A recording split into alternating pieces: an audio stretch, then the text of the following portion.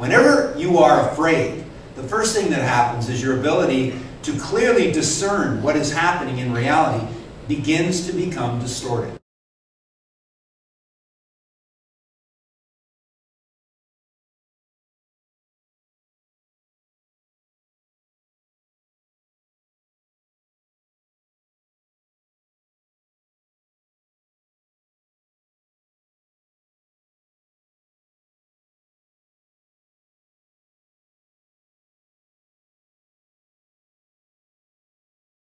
What I'm going to be talking to them about today is about how do you tap into your real potential. One of the ways is by recognizing fears, how not to give in to them, recognize what they do when you do give in to fear, and how to overcome them.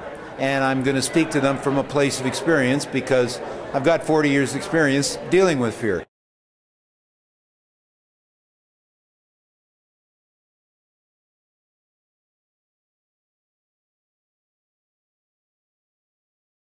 I've always had people in my life, people that show me the value of power, being disciplined, being focused, being an effective leader.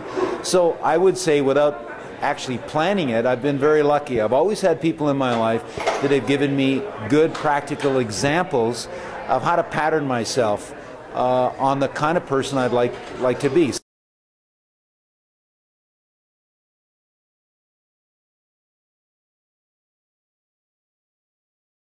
For me to want to enjoy the environment of mountains demands that I maintain a healthy lifestyle. So it just simply means you try your best to watch your diet, you get regular exercise, you do things that challenge you, that are things that are a little harder than you think maybe you can do, that force you to try a little bit harder.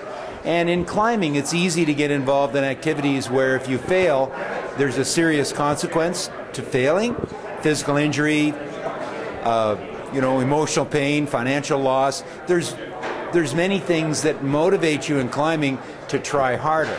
And I think that simple act of trying harder so that you don't fail brings out the best in you.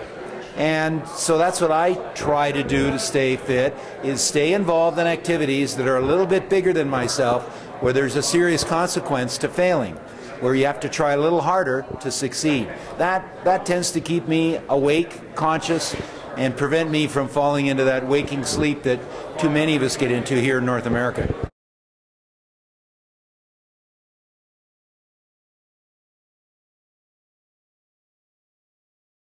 Every person, be they man or be they a woman, has some activity that allows them to reconnect to a simple, childlike joy or glee in simply being alive. And they call that in Tibet true play.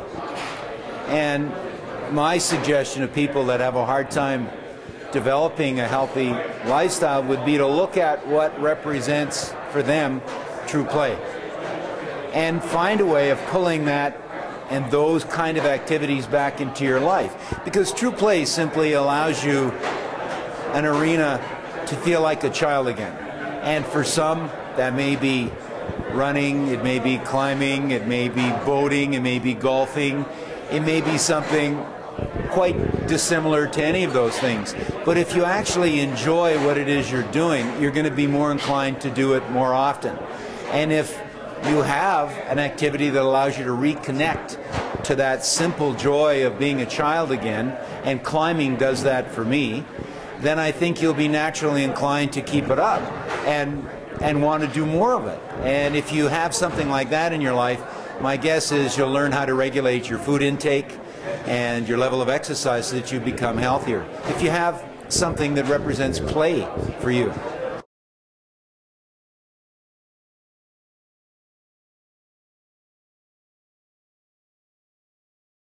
What did change was my appreciation of what can be achieved if you set for yourself high goals, set standards. Made me realize, get to the top of Everest, well, what else could you do in life if you use those same qualities?